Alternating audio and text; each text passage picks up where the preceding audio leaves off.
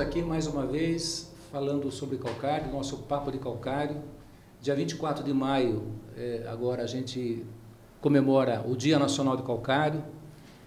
Não podemos deixar de homenagear uma grande pessoa que tivemos no nosso setor, que é o nosso Dr. Fernando Carlos Becker, Dr. Becker, lá do Rio Grande do Sul, que foi um dos idealistas do setor, né, que muito lutou, que muito trabalhou, né, em prol do setor e própria agricultura nacional.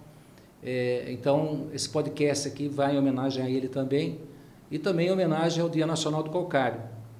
E nós estamos aqui na presença do professor Quágio, que dispensa aí qualquer tipo de apresentação, em razão do reconhecimento dele nacional e também internacional. Tem um conhecimento profundo a respeito de calagem, de agricultura como um todo. Trabalhou em mais de 40 anos, né, ali no Instituto Agronômico de Campinas. Então, nós temos a honra aqui, a participação dele, para a gente bater um papo, né, a respeito de calagem, a respeito de calcário e a respeito de agricultura. E nós começamos aqui, conversando com o professor, com relação ao início, né, professor?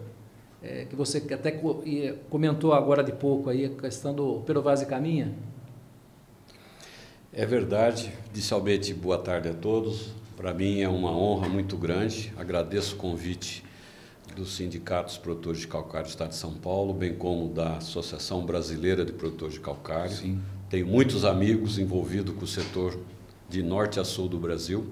Sem dúvida. É uma honra muito grande, por isso que eu agradeço demasiado o convite, pela honra de participar desse podcast que o Fernando Becker, que foi um baluarte do setor de calcário no Brasil, era um grande amigo e que se foi, mas largou um legado muito importante para todos nós. E, professor, só para interrompê-lo, nós gostaríamos de agradecer a sua disponibilidade e o seu tempo, e as pessoas que nos assistem, os mais jovens, vão ter a chance de beber um pouco da sabedoria que o professor tem com relação ao solo. Por favor, professor. Muito obrigado. É interessante que o nosso país é um país cheio de equívocos, né? Mas eu acho que o primeiro grande equívoco que ocorreu no Brasil foi a Carta de Pero Vaz de Caminha.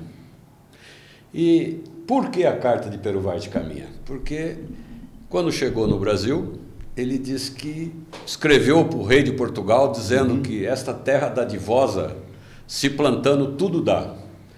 Mas eu acho que ele não tinha descido do navio ainda quando ele escreveu essa carta, porque a realidade da agricultura, dos solos do Brasil, é bem diferente disso. Nós temos os primeiros levantamentos que foram feitos no Brasil já final dos anos 70, e eles mostraram uma dura realidade dos solos brasileiros como um todo, e dos desafios que a agricultura brasileira teria pela frente. Porque nós temos 75% do território brasileiro com solos ácidos, dos quais os muito ácidos, que representam mais de 50% dessa área total do Brasil, são solos que restringem a produtividade agrícola das culturas em pelo menos 60%. Nós tivemos vários experimentos que nós conduzimos e encontramos restrições de 80%, 85% da produtividade agrícola devido à acidez de solo. Então, hoje nós estamos fazendo esse podcast com um produto que eu considero um produto genuinamente nacional. Sem dúvida. O Brasil depende muito do calcário, e esse sucesso da agricultura brasileira deve-se à correção da acidez de solo, e para isso precisa de calcário, né? E é interessante que é um produto genuinamente nacional, que nós temos em abundância no país. Os últimos levantamentos do Departamento Nacional de Produção Mineral mostram que o Brasil tem mais de 60, 70 bilhões de toneladas de calcário. E nós estamos consumindo uma quantidade muito pequena de calcário até hoje no Brasil, ao redor de 45 milhões de toneladas de calcário. São dados bem recentes de vocês, que são muito bem apurados por regiões, pelos produtores de calcário, e isso mostra duas facetas. Primeiro, que nós estamos trabalhando com uma dose de calcário que no passado já foi quase nada, dava 200 quilos de calcário por hectare aqui no estado de São Paulo. Foi quando, então, nós lançamos uma campanha na Secretaria da Agricultura, que contou com todo o apoio dos colegas da CAT. Essa campanha nasceu dentro do Instituto Agronômico. E nós participamos de mais de 150 palestras em 2 anos pelo estado de São Paulo inteiro, divulgando a importância da calagem, o bom uso do calcário agrícola.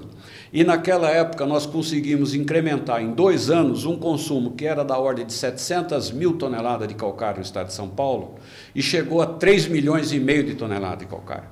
Quer dizer, foi uma campanha extremamente exitosa e que muito contribuiu para o crescimento da produtividade agrícola aqui no estado de São Paulo. Então, hoje, nós temos uma agricultura pujante.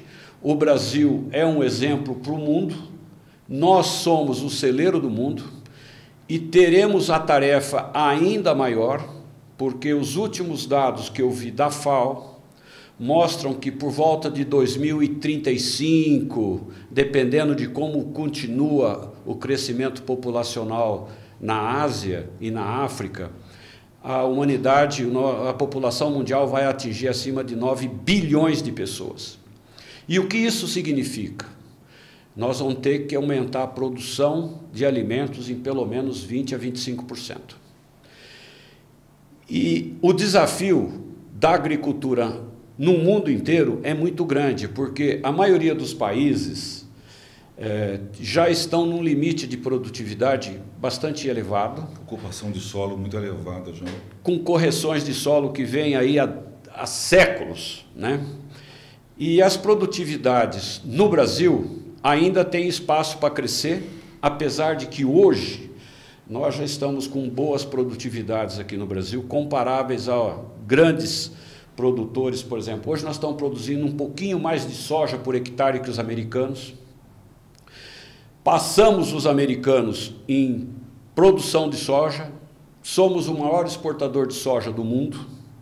E as nossas produtividades de milho e outras culturas já estão em níveis bastante elevados. O milho, nós temos uma participação do Nordeste, que tem solos com muita restrição hídrica, apesar de terem solos de boa fertilidade, tem muita restrição hídrica, então a produtividade de milho no Nordeste é muito baixa, de tal forma que ela baixa a média. Mas a média das melhores propriedades aqui no Brasil está na ordem de 6, 7 toneladas de milho por hectare. E soja já estamos produzindo um pouco acima de 3 mil quilos de soja por hectare, né? E eu tive a oportunidade, nós lançamos no Instituto Agronômico a 3ª edição do Boletim 100, que é um best-seller da agricultura brasileira, porque é incrível essa publicação, que é uma publicação técnica, exclusivamente técnica, ela já vendeu quase 80 mil cópias, é uma coisa incrível a aceitação que essa publicação teve. E eu fiz uma retrospectiva da agricultura brasileira desde os anos 80 até 2021. E é muito interessante ver o que aconteceu com a agricultura brasileira de lá para cá. Em 1980, o Brasil era um importador de alimentos. Nós importávamos feijão, nós importávamos milho, nós importávamos soja, arroz, trigo nem se fala, se importava 100%, né? E hoje nós estamos exportando, o maior exportador de soja do mundo, estamos exportando milho, vem crescendo a exportação de milho, estamos atingindo 60% do consumo interno brasileiro com trigo e teremos que fazer uma tarefa muito maior. Por quê? Porque nós vamos ter que aumentar ainda mais a nossa produção de alimentos para poder ajudar a combater a fome no mundo. Hoje, se nós pegarmos os dados de 1980, a nossa média de produtividade no Brasil era da ordem de 1.300 quilos por hectare. De qual insumo? No conjunto. Ah, no conjunto, sim. No conjunto dos cereais, aí entra... Né? E 2021 fechou em 3.950 quilos, quer dizer, nós praticamente triplicamos a produtividade agrícola. E com um dado muito interessante, nós tivemos um crescimento de 65% na área cultivada e quase 600% de crescimento na produção agrícola.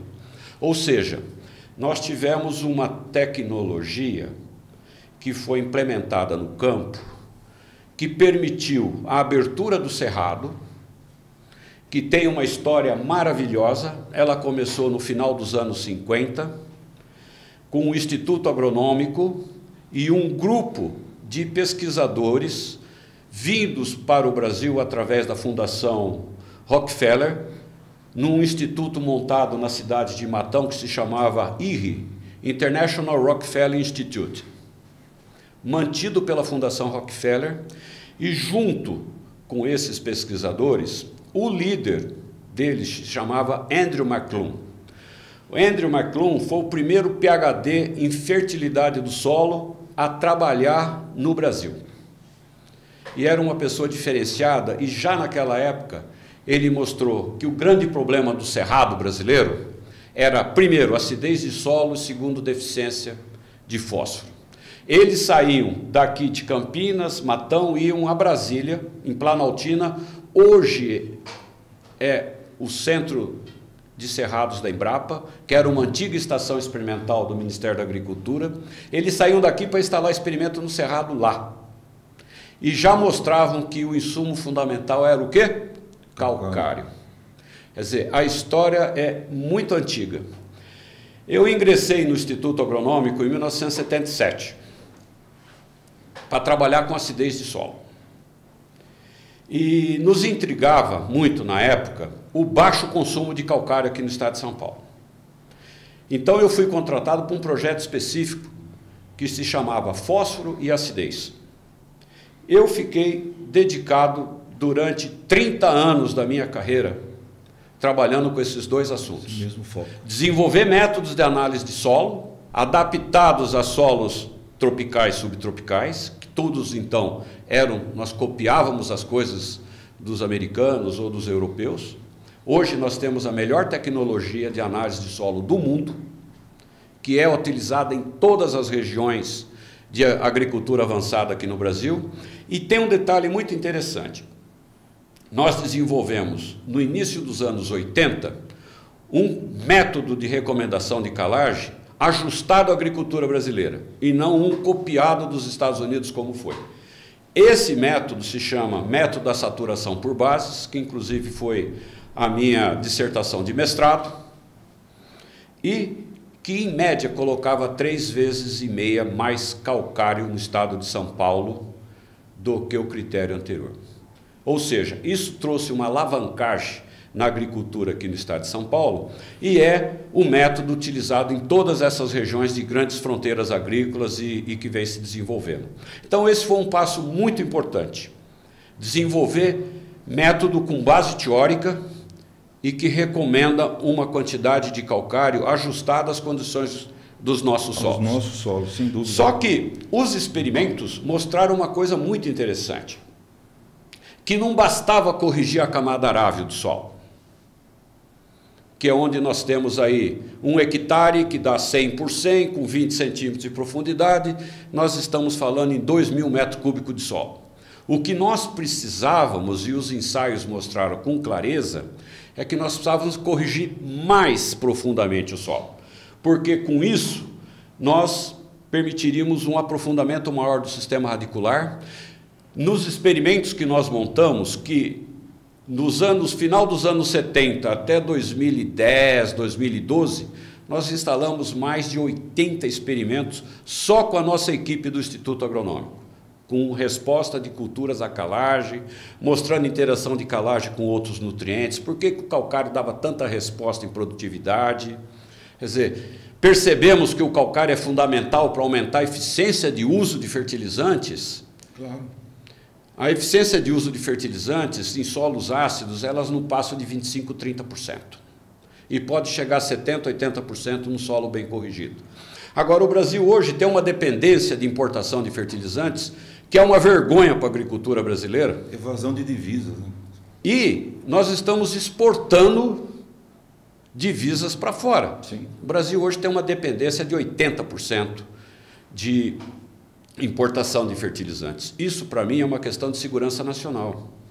Um país que tem a agricultura como seu principal pilar, quer dizer, o agronegócio no Brasil hoje já representa mais de 35%, 37% do PIB brasileiro. Sim. Então, não é possível que um país tão dependente do agronegócio, e para isso precisa de fertilizantes. Veja o que aconteceu quando começou essa guerra na Ucrânia com a Rússia. Nós ficamos sem fertilizantes aqui no país. Fertilizante aumentou 3 vezes o custo. Viu, professor? Então, você tem essa opinião, então, que fazer adubação, né, fertilizante sem fazer a correção, é um prejuízo para o agricultor. Na verdade, pode causar... Você adubar ele está perdendo eficiência no trabalho dele. Ele está perdendo recurso também. E né? hoje, nesse levantamento que eu fiz, a produtividade agrícola do Brasil, que cresceu dessa magnitude 3 vezes que eu falei, ela correlaciona-se estreitamente com o crescimento do consumo de calcário e fertilizante no Brasil. Só que o calcário e o fertilizante foram crescendo um para um. Quer dizer, uma relação, 1 tonelada de calcário e 1 tonelada de fertilizante. É uma relação muito estreita. Nós precisávamos de pelo menos 3 para 1, porque aí nós íamos chegar a um consumo de calcário médio na agricultura brasileira de 1 tonelada por hectare. Ou seja, ao invés de consumir 45 milhões de toneladas de calcário, como nós consumimos esse ano passado, nós tínhamos que estar consumindo 65, quiçá 70 milhões de toneladas de calcário. Com isso, nós iríamos ganhar mais produtividade, porque quanto mais aprofundamos o sistema radicular das plantas, para cada centímetro que uma raiz cresce em profundidade, a planta ganha 1 milímetro de chuva acumulada no solo. Então, se você conseguir colocar as raízes a 1 metro de profundidade, você, num veranico, sobrevive, você passa sem grandes perdas de produtividade, oxalá, às vezes, sem perda nenhuma. Menos impacto. Né? Agora, professor, como nós estamos falando para o país todo, essa formulação da recomendação de calagem, que foi fruto do seu trabalho, alguns estados ainda não a seguem de forma íntegra. Isso traz benefício? Traz prejuízos para o solo? Olha, existe 2 facetas aí. Existem as recomendações de alguns profissionais dessas regiões, que ainda usam métodos obsoletos, Sim. antigos de análise de solo, Sim. que não deveriam estar sendo mais utilizados aqui no país. Mas, enfim, eles não têm sustentação científica para manter essa recomendação. Mas, por que mantém, eu não sei. Tem 2 regiões que utilizam calcário dentro da plenitude. Todas as regiões de grande agricultura, da agricultura avançada, o pessoal do Cerrado não está dando bola para esses métodos que estão por aí. Eu fiquei a semana passada inteira no Mato Grosso, eu fiquei bobo de ver. Tem muitos produtores do Mato Grosso que usavam 1,5 toneladas, 2 toneladas de calcário, seguindo essa recomendação e produzindo lá 40, 45 sacas de soja por hectare, no máximo 50. E o que acontece? Hoje isso aí não paga a conta. Exatamente. Para pagar a conta, o produtor tem que dar acima de 60, 70 sacas de soja por hectare. E eu fiquei admirado de ver, porque eu conheço o Cerrado a palmo. Eu conheço o Cerrado antes de ter agricultura lá. Né? E eu fiquei bobo de ver agricultores comprando grade com 42 polegadas nos discos, usando 8 toneladas de calcário por hectare, incorporando profundamente para quê? Para melhor aproveitar o solo, ganhar eficiência de uso de fertilizantes e ganhar produtividade, claro. Que é a palavra mágica. Você pega, faz uma uma economiazinha no insumo, 2% daqui, tira 3% de lá do orçamento, a hora que você põe 10% mais de produtividade, paga tudo. Paga tudo, com folga. Né? Então, produtividade é uma palavra mágica e é isso que nós temos que buscar. Essa questão, professor, de abastecimento de fertilizantes, que a gente pode ter aí problemas em função da guerra da Ucrânia, né? O ano passado foi entregue 10% a menos de fertilizantes no Brasil. Você vê isso que vai impactar a produção agrícola? Essa falta de fertilizantes? Todo mundo foi obrigado, Euclides, a reduzir doses de fertilizantes. Por causa do preço? Porque um fertilizante que custava, em média, $200 a $300, dependendo da formulação, passou para $700, $800. Não tem como pagar um crescimento desse do ano para o outro. Teve uma redução de 20% a 25% no consumo. Isso vai impactar a produção agrícola? Eu creio que sim, só não impactou mais porque nós tivemos um crescimento forte da área cultivada no Brasil como um todo. Cresceu a área cultivada no Brasil. E, digo mais, de todas as cálculos que nós já fizemos até agora, nós vamos ter que fazer duas coisas. Nós vamos ter que ampliar essa relação calcário-fertilizante, tem que levá-la 3:1. Eu acho que já se conscientizou as grandes empresas, que são hoje empresas que faturam bilhões de reais, que eram empresas familiares no passado e hoje são grandes conglomerados agrícolas maravilhosos, né? Você vê as fazendas que eu fui visitar lá, parece que você está no outro mundo. É o Brasil que dá certo. Né? É o Brasil que dá certo. Cidades de 30 anos de idade, com 35 mil habitantes, com um padrão de vida exemplar. Primorosa, né? Na construção, tudo então, é uma coisa maravilhosa o que aconteceu com o Brasil Central. E diga-se, o Cerrado brasileiro representa 40% a 45% da área brasileira. Tem uma transição do bioma cerrado para o bioma amazônico, que se confunde muitas vezes, mas o cerrado representa aí nessa faixa, que é uma faixa bastante considerável. E nós vamos ter que crescer produtividade. Já não vai ser tão mais fácil como foi no passado, porque agora os degraus... O número era bem menor. Os degraus serão menores. Né? Então vão ter que passo a passo e melhorando a produtividade. Mas teremos que ter expansão de fronteira agrícola também no Brasil. Vai ter que ter mais área agrotivável. Vai ter que ter mais área, porque hoje nós estamos utilizando menos de 8 milhões de hectares de solos agricultáveis no Brasil. Áreas indígenas, que nós temos, acho que mais ou menos uma população de 900 mil índios, nada contra eles, muito pelo contrário, né? Mas, em termos de reserva indígena, eles estão com 10% da área brasileira. É desproporcional. Então, há uma desproporção muito grande. Quer dizer, eu tive a oportunidade de ver um depoimento do governo dizendo que vai aumentar ainda mais isso aí. Né? Eu acho que isso é a contramão. Não, os índios não precisam disso. Inclusive, tem índio produzindo soja, ganhando riqueza, melhorando a qualidade de vida. Né? E está sendo proibido de fazer isso, porque não, índio tem que ser índio. Nasceu índio, tem que morrer índio, tem que morrer pobre. Não pode ser assim. Né? Então, eu acho que o Brasil vai ter que melhorar a produtividade, mais do que já está, e vai ter que ter expansão de fronteira agrícola, porque nós vamos ser os fornecedores de comida para o mundo. Especificamente no caso de São Paulo, quando se fala de expansão de fronteira, nós temos muita pastagem degradada. Nesse número de 8%, você as engloba de área agricultável? Não. Não. Então, uma das fronteiras seria o uso dessas pastagens degradáveis. Não tem a menor dúvida. Sim. Nós temos mais ou menos uns 8 milhões de hectares de cultivo e tem uns 20 milhões de pastagem.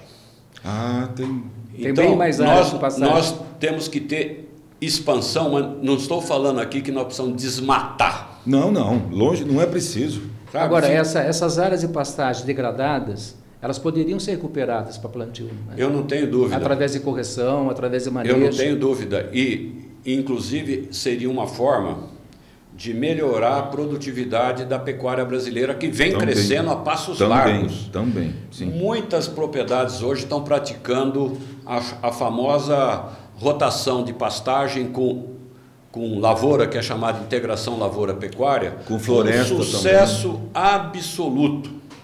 Né? Mato Grosso do Sul a gente vê muito eucalipto junto à pastagem. Sim, então nós temos técnicas aí que são factíveis de serem feitas. E aproveitar já estão abertas,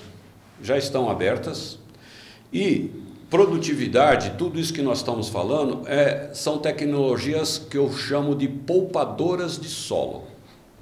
Nós não precisamos desmatar para fazer isso. Tem algumas regiões que não tem muita importância de tirar um cerrado ralo. Tem ainda o cerrado ainda tem mais de 50% de reserva. E tem muita reserva dentro das fazendas. O agricultor brasileiro é o que mais preserva a floresta. Sem dúvida. Um levantamento recente feito pela Embrapa, imagem de satélite, mostra que a área de reserva dos agricultores é muito maior do que tem no resto do mundo. Então, o agricultor brasileiro, que hoje é taxado, inclusive por membros do governo, infelizmente, eu tive a infelicidade de escutar um depoimento de uma pessoa importante na exportação de produtos do Brasil, dizendo que a agricultura brasileira ela é desmatada, ela é que provoca o desmatamento, que escraviza índio, que tem trabalho infantil. Quer dizer, essa pessoa precisa andar, precisa pôr uma botina no pé e precisa ir para o centro-oeste do Brasil. Professor, eu queria voltar a 2 assuntos contigo, né, que eu achei interessante com relação à questão da dosagem. Essa recomendação antiga que nós tínhamos, né, na verdade, parece-me que pelo que você me contou, que é uma posição que não se atualizou, mas que algumas regiões elas se atualizaram. Os grandes produtores agrícolas eles estão tecnificados o suficiente para saber que as dosagens não são mais aquelas que antigamente se recomendava. Mas é o seguinte, no estado de São Paulo, não sei se o professor chegou a ver o censo agropecuário que teve, o LUPA, né, da Secretaria de Agricultura, demonstra que das quase 400 mil unidades de produtoras agrícolas UPAs, perto de 40% não faz análise de solo. Então, a potencialidade de produção agrícola no estado de São Paulo poderia ser muito maior se eles fizessem a análise e também se fizesse a calagem de forma correta. E tem um número significativo que não faz calagem, né? Então, essas informações eu acho que são informações e dados estratégicos para o governo do estado de São Paulo, que nós ainda somos dependentes de importação de alguns produtos agrícolas. Eu acho que o milho, o estado de São Paulo deve importar milho, né? Importa do centro-oeste. Então, mas nós poderíamos ser um produtor e talvez até um exportador. Mas essa questão do pequeno, né, que embora tem grandes produtores rurais que ainda não fazem análise, mas a dificuldade está em 2 sentidos. Chegar essa conscientização para esse pequeno e microprodutor rural, e também outra questão de chegar ao calcário nessas regiões, né? Estão colocando no mercado aí tipos de produtos em substituição ao calcário que a gente precisa tomar um pouco de cuidado. Mas com relação a essa falta de cultura dos pequenos e dos microprodutores de não fazer análise de solo, você acha que se eles fossem conscientizados, eles começassem a fazer, eu acho que a produção seria outra do estado de São Paulo, seria? É muito interessante essa colocação sua, Euclides, pelo seguinte, de 1986, nós começamos aquela campanha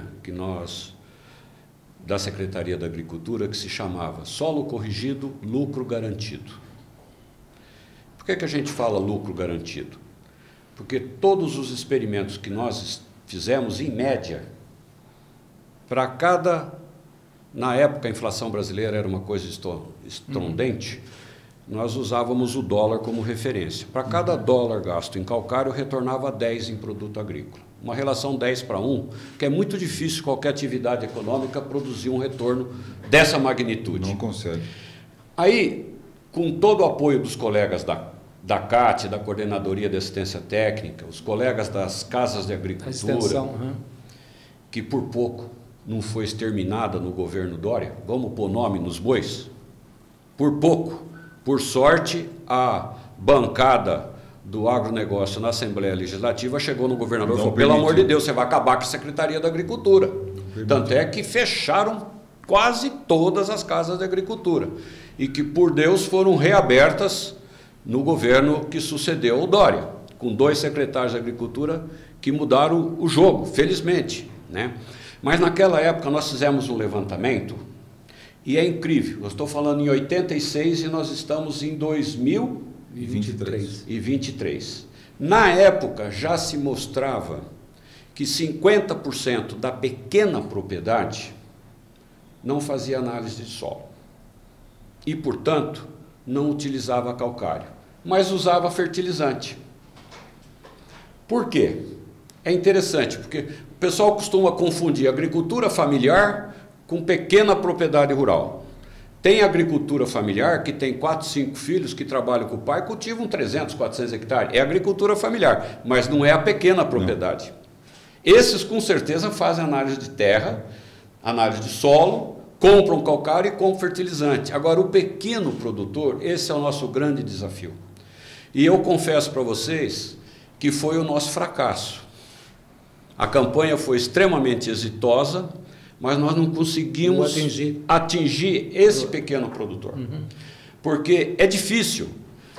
Para ele, muitas vezes, comprar um caminhão de calcário parece que é muito, parece que não passa na porteira. Nem mesmo que seja um truque. Por isso que nós fizemos juntos, quando vimos que o problema maior estava na pequena propriedade, foi feito um trabalho com verba da Secretaria da Agricultura, colocando entrepostos de calcário em determinadas regiões estratégicas, nas quais nós determinamos que tinham mais propriedades pequenas e que lá o problema era mais sério. Fazendo uso de linha férrea. Exatamente. Criou silos, né? Foi criado silos, para pequena quantidade. Hidrovia também. A hidrovia Tietê-Paraná. Os produtores de calcário colocavam o calcário em cooperativas em consignação. Isso. Esse setor, através do sindicato, ajudou muito nessa época. Eu presidi a Câmara Setorial de Fertilizantes e Corretivos na Secretaria da Agricultura nesse período. Eu fiquei lá por 5 anos. Não lá, mas trabalhando no agronômico, no Instituto Agronômico. E tendo um assento lá. E uma vez por mês nós juntávamos com o secretário e com o adjunto dele, que eram muito interessados nesse assunto, e conseguimos alguns progressos, mas é interessante.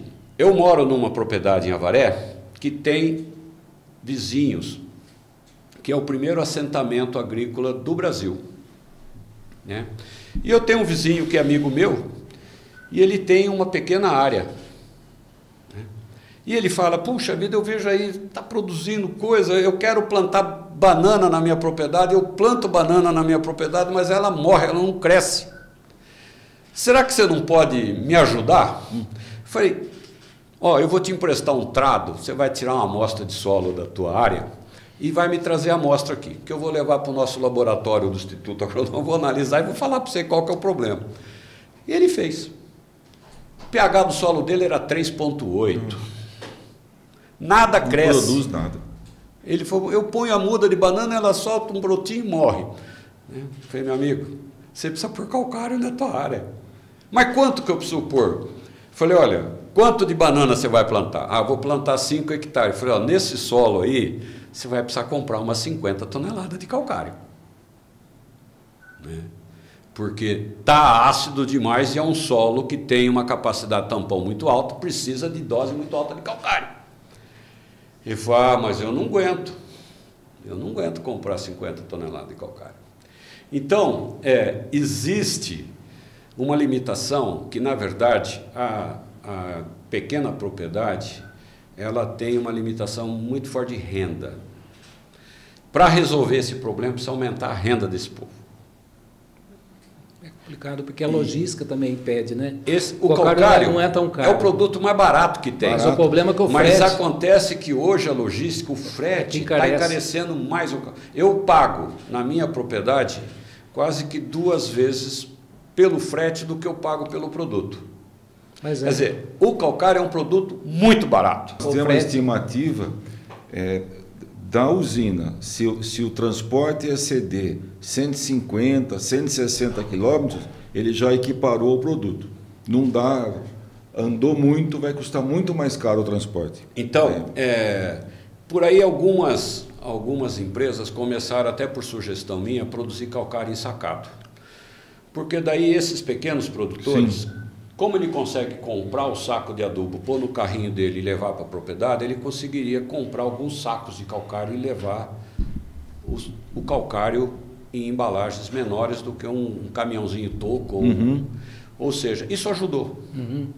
Mas continua, Euclides, e foi muito boa a sua lembrança desse assunto, porque a Secretaria da Agricultura, nesse último mandato, e eu acredito que pelo novo governador que nós temos, esse projeto vai prosperar, porque é uma pessoa inteligente e pensa, está se discutindo dentro da Secretaria da Agricultura um novo programa de incentivo ao uso de calcário. É o solo mais fértil. Solo mais fértil. Isso, que a gente com tá foco na pequena propriedade. E eu, inclusive, análise... já fui convidado para fazer algumas palestras. O pessoal a Secretaria da Agricultura, felizmente, está se reestruturando. Sim. Pelo menos a parte de extensão. Vejam bem, o Instituto Agronômico, desde que o governo do PSDB assumiu o governo do Estado de São Paulo, que isso faz 17 anos atrás, não teve um concurso público para colocar um novo pesquisador lá. Criou um buraco. Eu aposentei, vários outros colegas aposentaram e ninguém foi preenchido. Não foi preenchida a vaga. E pior, não teve um período de treinamento com um pesquisador mais experiente para já não sair engatinhando, já sair produzindo. Entendeu? Então, foi um desmantelamento que ocorreu com a Secretaria da Agricultura e que foi proposital, porque não é possível ser tão míope assim. Uhum. Né? É uma questão política, ela é complicada. Agora, no caso da divulgação do incentivo para o uso que aconteceu lá em 86, o que a gente sentiu, embora as pequenas propriedades que passaram a usar, não deixaram mais de usar. Sim. Os que não usam hoje são aqueles que já não usavam naquele passado. Então, por isso que o número diminuiu um pouco, era 50%, hoje é 40%. Sim, e por isso que aquele aumento que teve de 700 mil para 3 milhões de toneladas, ele permanece próximo disso até hoje. Sim. Outra coisa, eu creio que vai ter um aumento maior no consumo de calcário de São Paulo com a cultura da cana-de-açúcar. A cana é muito importante para o Estado. Nós temos aí quase que 11 milhões de hectares de cana no Brasil, dos quais 7 milhões, quase 8 milhões estão aqui no Estado de São Paulo. Né? Porque havia no passado uma concepção, inclusive técnica, de que a cana-de-açúcar era uma planta muito rústica e que ela não respondia à calagem. Ela precisava um pouco de cálcio e magnésio para poder crescer. E eu, inclusive, instalei, juntos com outros colegas do Instituto Agronômico, 8 experimentos com doses de calcário. E realmente as respostas da cana à calagem foram muito pequenas, porque nós escolhíamos sempre solos ácidos, solo de baixa fertilidade, ambientes de produção de cana, C, D, que são os piores. Mas uma coisa é certa, quer dizer, não é possível que uma planta consiga sobreviver em solo tão ácido, produzindo bem. Aí nós começamos a trabalhar há cerca de 15 anos atrás com um programa de micronutriente em cana-de-açúcar. E aí veio a elucidação do fato, por que a cana respondia pouco ao calcário. Porque nós escolhíamos solos que não eram só ácidos, mas eram pobres também, e pobres em micronutriente. Você enriquecia, elevava o pH do solo com a calagem, os micronutrientes têm a disponibilidade, alguns deles, somente o molibdênio cresce disponibilidade com a calagem, mas os demais, o zinco, por exemplo, que é muito importante para a cana, cai a disponibilidade conforme o pH aumenta. Então era interessante. E agora, a hora que eu percebi a resposta da cana a micronutriente em doses muito mais altas do que se preconizava no passado, eu falei, opa, Agora nós estamos entendendo por que a cana não responde à calagem. Foi colocar novos ensaios com resposta à calagem, mais micronutriente, a cana passou a responder maravilhosamente ao calcário. Por isso que as usinas hoje estão falando em construção de perfil de fertilidade do solo, a nova tabela de recomendação de calagem para a cana está recomendando calagem no topo, como se fosse uma cultura extremamente exigente.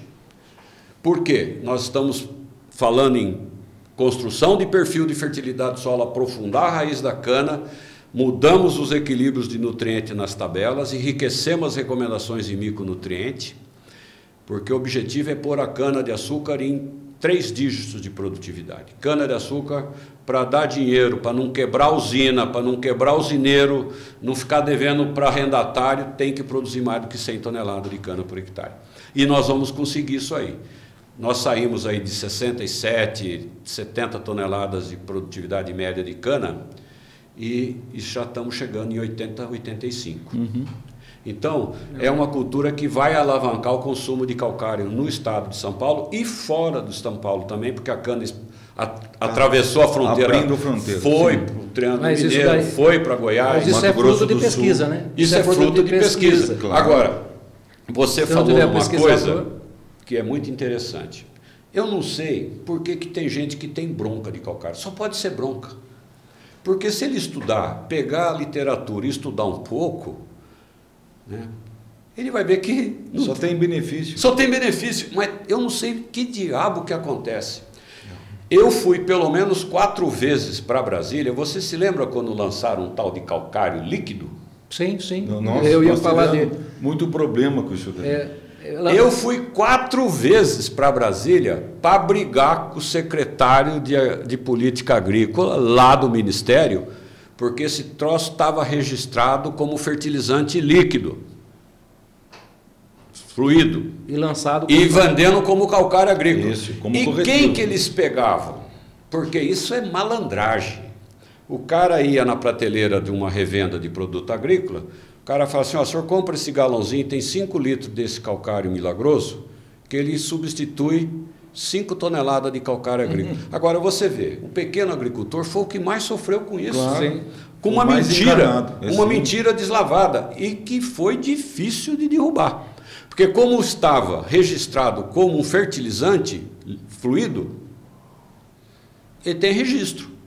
Né? Mas não como Nós tivemos que fazer um manifesto do Instituto Agronômico, que foi divulgado para tudo quanto é emissora de rádio, cooperativas, associações de produtores. Fizemos um manifesto de 2 páginas, eu redigi junto com outros colegas.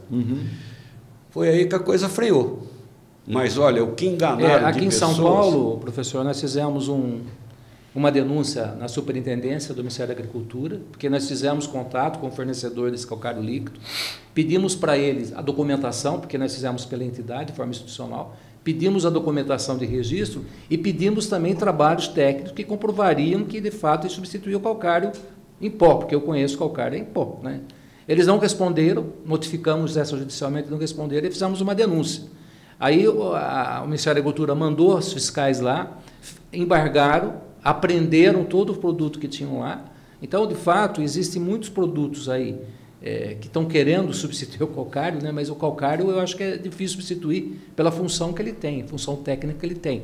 Mas dentro dessa linha, eu queria trocar um pouquinho de ideia aqui, nós estamos aqui com um tempinho quase terminando, mas assim, a questão da mistura gesso-calcário. Nós estamos vendo aí que o mercado está indo, que antigamente gesso, calcário, parece que não tinha uma espécie de entre aspas, uma concorrência, né? Mas parece que agora eles encontraram uma convergência e tem muitos fornecedores, né, de insumos, né, de calcário que está vendendo já calcário mais gesso. Como que é isso para o solo, né? Parece que tem um padrão, professor, assim, olha, 2 por 1, 3 por 1, mas parece que as pessoas não fazem uma análise de solo para verificar se efetivamente há necessidade, né? E se há necessidade, qual seria essa proporção, esse blender, né? essa mistura? É muito interessante a sua pergunta, pelo seguinte, eu trabalhei muito com esse assunto. Nós fizemos 16 experimentos de entrelaçando em ensaios fatoriais doses de calcário e doses de gesso. Tá? E é interessante que nós distribuímos esses ensaios em várias regiões do estado de São Paulo. E nós tivemos apenas na região que a gente chama de Alta Mogiana, para cima de Ribeirão Preto, que é Guaíra, que são os solos mais velhos que nós temos no Brasil, que na verdade é mais velho do estado de São Paulo, que é uma extensão. Dali começa o Cerrado Paulista e se estende para o Triângulo Mineiro, para Goiás, para o Mato Grosso, né? E é interessante que a resposta à calagem foi em 100% dos ensaios. E a resposta ao gesso foi muito pequena, com exceção do experimento de Guaíra, que deu uma resposta muito boa. Só que nos nossos ensaios, nós colocávamos uma base de sulfato como fonte de enxofre para as culturas que estavam sendo ensaiadas. Porque teve muita discussão no passado sobre isso, porque quando você não isola o efeito, o gesso é um sulfato de cálcio. Então ele tem o cálcio numa forma solúvel, mas ele não é totalmente solúvel, mas ele tem, o cálcio do gesso tem uma solubilidade que chega a ser 20 vezes superior à solubilidade do calcário. A solubilidade do calcário é muito baixa em água. Só que a hora que você coloca no solo e tem acidez, isso muda. Mas a hora que você faz uma análise em água, o gesso, água destilada no laboratório, o gesso solubiliza mais. No solo, isso... Mas mesmo assim, o gesso tem uma solubilidade um pouco maior. Então, teve muitos pesquisadores que fizeram experimento com gesso e corrigiram, tiveram ganhos de produtividade. Mas aí veio a pergunta, mas foi a resposta a enxofre contido no gesso ou foi o efeito do gesso per si? Porque isso vai ficar sempre misturado. Em estatística a gente chama isso aí de confundimento estatístico. Você não sabe quem é quem. Mas hoje nós temos um consenso disso aí. Como o cálcio é um nutriente importante para o crescimento de raiz, tanto é que a falta de cálcio em profundidade é uma barreira química para o crescimento de raiz, porque as plantas têm uma característica interessantíssima. Elas só conseguem absorver cálcio nas extremidades jovens das raízes. A partir do momento que a raiz envelhece um pouquinho, que a gente chama tecnicamente que ela suberiza, começa a receber mais lignina, começa a envelhecer, já não entra cálcio. Então precisa estar sempre encontrando o cálcio pelo caminho. E nesse caso o gesso ganha tempo, porque como ele é mais solúvel, ele desce mais. Ele lixivia com mais rapidez o cálcio do gesso. Por isso que hoje não tem mais discussão. São produtos que um não substitui o outro. Isso é muito importante de dizer. Porque o gesso não corrige a acidez de solo, a não ser em casos muito particulares, como acontece nessa região de Guaíra, ou em muitos solos de cerrado também. Porque tem uma coisa que difere basicamente solos tropicais, que são os nossos, e subtropicais, de solos de zona temperada. Os solos de zona temperada, eles praticamente só têm carga negativa, que retém cátions, retém cálcio, retém magnésio, retém potássio, mas não tem carga positiva. Os solos tropicais, eles têm tanta carga negativa quanto positiva. Aqui no estado de São Paulo é interessante, que você pega aqui, atravessou a Serra de Rio Claro aqui, começa a subir, quanto mais para Mogiana vai, mais velhos são os solos e eles começam a expor cargas positivas. Para o sul do estado de São Paulo, até o Rio Grande do Sul, não tem. É quase predominante. Tem, mas é muito pouco. Né? Então, nesses casos de solos com carga positiva, com grande quantidade de carga positiva, o sulfato fica enroscado lá. Aqui, na maioria dos nossos ensaios, ele descia com tanta velocidade que um ano depois de ter aplicado o gesso, você já não encontrava mais nada lá. Então, isso criou polêmica no passado. Agora, é uma fonte muito barata de enxofre, extremamente eficiente, e é um produto que estava sobrando nas empresas produtoras de fertilizante. Era um subproduto que era dado. As empresas doavam, às vezes até pagava para você ir buscar, porque eles estavam com pilhas e pilhas lá, e é um produto que tem o seu valor. Né? Para extrair o fósforo, sobra o gesso. Exatamente. Para solubilizar o fosfato, principalmente para a produção de ácido fosfórico, sobra gesso como subproduto. Mas em todas as culturas há necessidade de fazer a aplicação? Sem dúvida, gesso, é porque o enxofre é um nutriente essencial. Gesso e calcário você recomendaria para qualquer tipo de cultura? Se você tiver enxofre no solo, tanto é que nós usamos hoje a camada de 20-40 como camada de diagnose para sulfato, para enxofre. Se você tiver acima de 15, 20 miligramas de enxofre por decímetro cúbico, a contribuição do gesso ou da mistura calcário e gesso vai ser pequena nesse solo. Ao passo que, se tiver uma deficiência de enxofre, a participação do gesso na produtividade vai ser boa.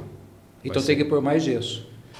Não precisa pôr tanto. Sim, mas a proporção, essa forma que eles fazem, tipo padrão 2x1, 3x1... Isso aí virou... Mas não isso aí é questão de marketing, cada empresa quer ser diferente da outra. Mas não teria que fazer uma análise? Agora, a gente conhece, principalmente pela indústria canavieira, faz o gesso e depois faz o calcário.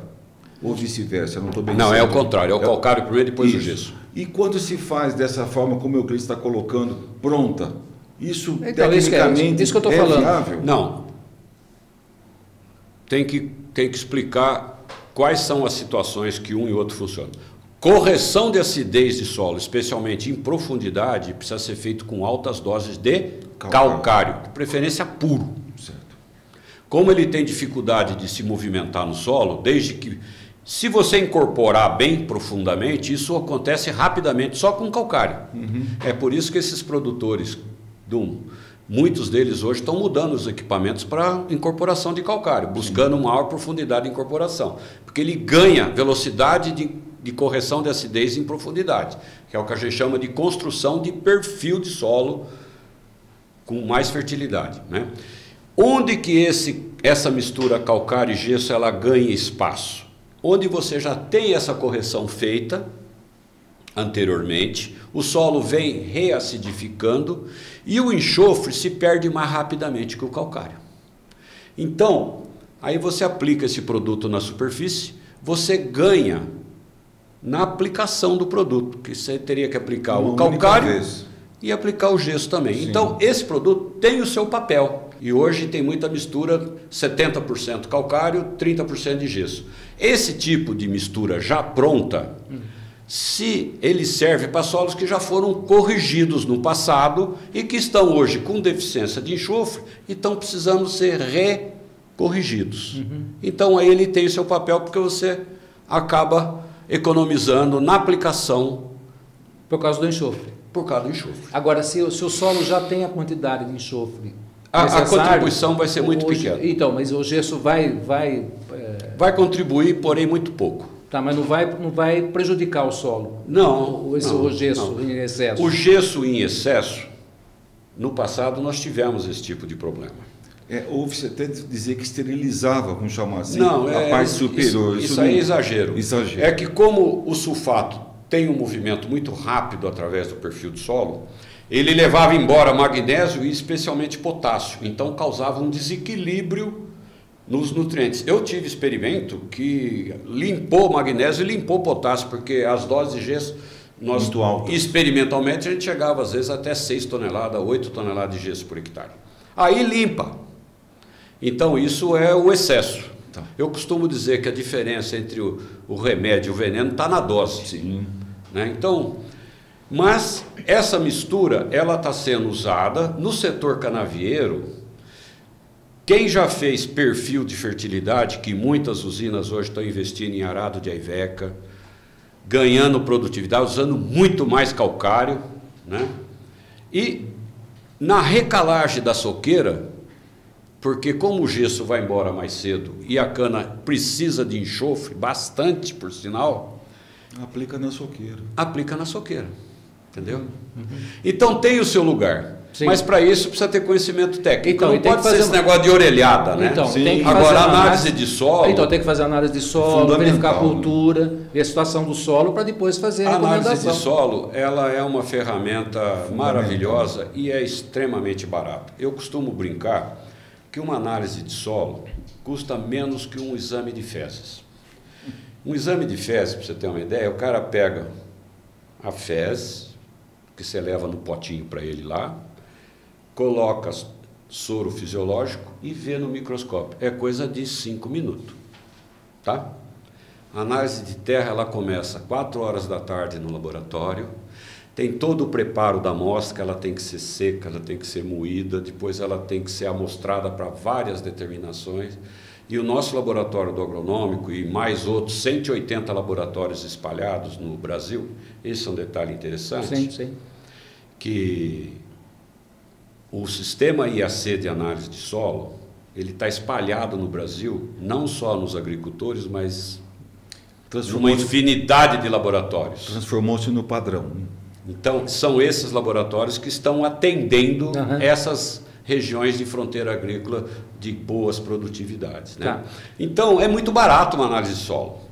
Por isso que, só que naquela época, o secretário da Agricultura, que era o Guilherme Afife Domingos, que hoje está no governo de novo, é uma pessoa brilhante, desculpa falar o nome dele aqui, talvez nem deveria, mas é uma pessoa que eu admiro muito, foi um dos melhores secretários da Agricultura que nós tivemos em 42 anos de agronômico. Fomos ter bons secretários da Agricultura agora, o Chiquinho Maturo, o próprio antecessor dele, né? Então, eles queriam falar assim, ó, faz análise de graça para o produtor, análise solo de graça. Falei, não faça isso, porque tudo que é de graça não tem valor. Questiona. Acaba fazendo E isso. você sabe que uma vez eu falei numa palestra que eu fiz para produtores agrícolas, sabe que depois de tantos anos trabalhando com calcário, sabe por que eu acho que tem produtor de calcário que não usa calcário? Eu falei assim, mas por quê? Que conclusão que você chegou? Eu falei, porque é barato. É muito barato. E tem muita gente que acha que o barato não presta. Que eficiência que tem, isso é muito barato, isso não vai funcionar. Tem sim. Professor, assim, só para a gente concluir, que acho que a gente está estourando o tempo aqui. Com relação à rochagem, o que o professor tem a respeito disso? O ex-ministro Paulo Paulinelli? Alisson Paulinelli. Ele bate muito nessa tecla. Todos os enacais que a gente convida ele para falar, para dar uma palestra, ele toca esse assunto. 98% da palestra dele ele fala sobre rochagem. O que o professor tem a respeito disso? Que ideia o senhor tem? Olha, depende do horizonte que a pessoa pretende viver, né? Se eu viver até os 80 anos, eu estou super satisfeito. Estou com 68. Se eu aplicar rocha na minha fazenda hoje, eu acho que eu vou morrer antes dela trazer alguma contribuição. Isso virou moda. E toda vez que tem modismo, a coisa não tem fundamentação científica. Não tem trabalho científico nenhum a respeito disso. Tem alguns trabalhos mostrando que solubiliza, mas precisa estar passando em malha de 200 mechas. Então, você precisa usar moinho de bola, ser produtor de calcário, você sabe do que eu estou falando, e largar aquelas bolas batendo uma semana lá para ver se chega em 200 mechas, que é 200 divisões por uma polegada quadrada. Aí você vai aplicar, deriva tudo. Aí você vai aplicar, bate um vento... Isso. Né, vai para tudo quanto é canto. Só que esses produtos não têm solubilidade. Logo no início da minha carreira, tem uma pedreira que faz brita ali na beira em Limeira, na beira da Anhanguera. Sim. É o cavinato. Chamava-se cavinato no passado. Eu não lembro o nome. Isso. Eu só sei que eles moíam e aquilo batia um vento, mandava aquela poeira para dentro da cidade, porque a cidade foi crescendo em direção à pedreira, e isso causava um incômodo danado lá. E é pó de basalto, né? Um belo dia aparece um diretor dessa empresa lá no Instituto Agronômico com um saco desse produto. Falou assim, olha, nós temos um problema lá na nossa pedreira, que nós estamos sendo multados pela prefeitura, que bate vento lá, esse produto vai amontoando. Nós pusemos um exaustor lá, que nós estamos conseguindo fazer uma pilha disso, fica molhando a pilha, mas aquela pilha seca, bate o vento, leva para lá. Será que isso não tem nenhum aproveitamento agrícola que a gente pudesse usar? Né? Vamos testar. A hora que você analisa uma rocha como basalto, um pó de basalto, você encontra a tabela periódica de elementos lá dentro. Tem tudo lá. Tem tudo lá. Só que com um detalhe, você precisa fazer uma digestão nítrico-perclórica com ácido concentrado, para você tirar esses elementos que estão lá dentro. Tá? O que a gente costuma fazer quando um produto tem baixa solubilidade, a gente usa uma solução de ácido cítrico a 2%. Por exemplo, tem fertilizante fosfatado que tem eficiência, mas se você analisar ele em água, extração, solubilizar em água, ele tem uma eficiência aí de 2%, uma solubilidade de 2%. Né? Os termofosfatos, por exemplo. Então, esse tipo de produto a gente analisa em uma solução de ácido cítrico a 2%. E tem um consenso na literatura mundial que aquilo que não solubiliza em ácido cítrico a 2% não é solúvel, não é disponível, não pode ser considerado fertilizante. E é o caso do pó de rocha. Né? Porque tem hoje um punhado de pó de rocha aí. Né? Tem pó de basalto, tem pó de brita calcária, de granito. Esses são pior ainda, porque todos eles que têm granulometria muito definida na cristalização, a cristalização muito definida na granulometria, isso aí é material inerte. Né? E eu, naquela época, recomendei para eles, porque nós fizemos um experimento, testando ele, comparando aquele produto com calcário, com fertilizante e tal, e a eficiência durante quase 2 anos que nós ficamos trabalhando em ambiente controlado, em casa de vegetação, para não ter outras fontes de variação, e o negócio não funcionou.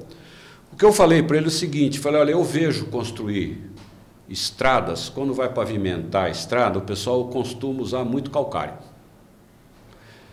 E vai também cimento. Eu acho que esse produto poderia ser usado como um enchimento para diluir a quantidade de calcário ou cimento. E hoje eu acho que usa para isso. Usa também.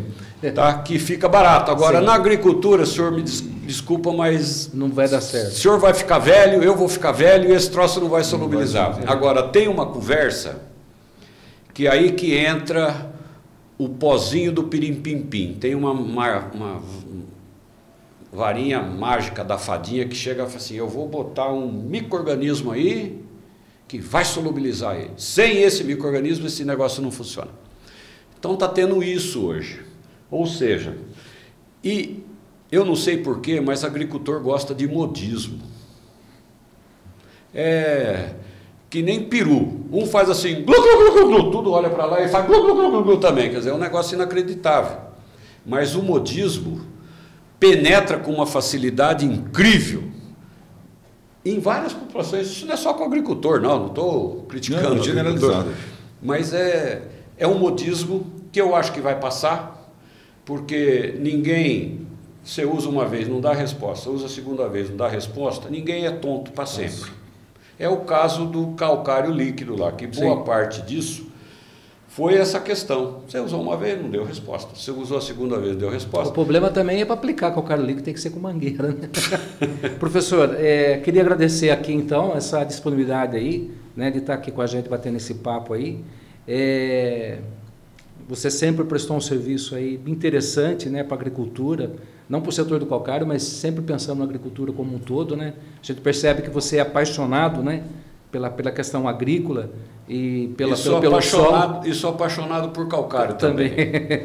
Então a gente porque é o produto mais importante da agricultura brasileira. Ainda mais toda essa polêmica ambiental, né? O calcário é ambientalmente correto, né? Com certeza. Rocha moída. Rocha moída não tem. Espero que eles não inventem alguma coisa, porque O pessoal que está tomando conta disso é de um grau de despreparo hoje considerável. Enorme. Considerável. Mas isso daí, João, eu gostaria que você encerrasse aqui, né? Tá bem. Como você é presidente da Abracal, presidente do nosso sindicato de calcário aqui de São Paulo, aí passasse uma mensagem aí. Mas antes, passe uma mensagem, professor Quadri, para os produtores agrícolas. Passa uma mensagem. Olha, o produtor... Aí você faz uma mensagem final. Tá bem. O produtor agrícola brasileiro é um herói. E eu faço parte dessa categoria porque a minha família é de pequenos agricultores que migraram da Itália para o Brasil. E eu sei o quanto que é duro a vida no campo. Hoje moro numa fazenda, depois de 42 anos trabalhando em pesquisa, não só no Brasil como fora do país, né? Sou consultor de várias empresas, né? E eu digo uma coisa para o agricultor: não acredite em modismo, faça análise de terra, utilize calcário, incorpore-o profundamente, que você vai ganhar produtividade, vai ganhar eficiência fertilizante e vai pôr mais dinheiro no bolso. Calcário é um produto genuinamente nacional. Nós temos, felizmente, em abundância no país. Nós estamos consumindo muito pouco. Nós precisamos chegar pelo menos 1 tonelada em média de calcário por hectare. Ou seja, nós hoje saindo dos 45 milhões de toneladas de calcário, que não é nada para uma reserva que nós estamos falando de 70 bilhões de toneladas. Enorme. Nós temos uma reserva enorme de calcário que tem vários usos. Calcário faz chiclete. Calcário, 70% de tinta látex para pintar a casa é calcário. Calcário não é só uso da agricultura, mas na agricultura ele é o primeiro produto que tem que entrar na terra. E tem que entrar com base em análise de terra, análise de solo bem feita, com uma boa recomendação, com uma boa incorporação, que vai dar resultado de cada real investido em calcário. Os nossos experimentos, que não foram poucos, nós tivemos mais de 80 experimentos instalados no final dos anos 70 até 2010, 2012, porque chegou uma hora que os experimentos ficaram repetitivos. Dá resposta, tem que usar. Lógico. Então, algumas novidades com a questão da cana, que foi uma grande contribuição, uma cultura importantíssima, né? Então, tem surgido algumas novidades. Agora, eu não sei por que diabo, né? Com que razão tem, às vezes, pesquisador. Chega assim, não, nós estamos usando muito calcário no cerrado. Os produtores não acreditam neles. Eu estive em propriedade no cerrado, nos anos 80, 90, que tinha deficiência de micronutriente na mandioca plantada no fundo do quintal dos moradores. Calcário no cerrado inibe micronutriente. É que o cerrado não tem micronutriente, tem que pôr calcário e tem que pôr micronutriente. Então, uma coisa não justifica a outra, parece que é uma visão míope do problema, né? E tem gente de instituição consagrada falando isso, o que é pior. E aí leva uma confusão para o produtor. O produtor fala, e agora? Pô, que cara... A quem eu vou ouvir? Quem que eu vou ouvir? Né? Então, eu digo uma coisa com sinceridade. Quem usar calcário e usar bem usado, que não é difícil, é muito fácil e é muito barato, vai ter sucesso. Nós vamos precisar disso para ajudar a alimentar o mundo. Muito bem. Perfeito. João. E aproveito mais uma vez, agradeço. Nós que agradecemos. São duas instituições muito importantes e responsáveis por um produto precioso e fundamental para a agricultura brasileira vencer seus desafios. Nós queríamos agradecer especialmente ao professor Quadri. O tempo é pequeno por tudo que a gente tem por aprender, né? Vamos ver se a gente consegue repetir e acrescentando mais, porque é o que eu disse no início, é um poço de sabedoria. Né? Eu também tenho origem italiana, e a minha nona dizia, quem compra terra não erra. Então, o agricultor, o solo é o maior patrimônio que o agricultor tem. Preserve o seu solo, cuide do seu solo, faça análise de solo e use calcário. e as pessoas que estão nos ouvindo, para aqueles que não ouviram, transmitam esse canal. É de suma importância. Muito obrigado.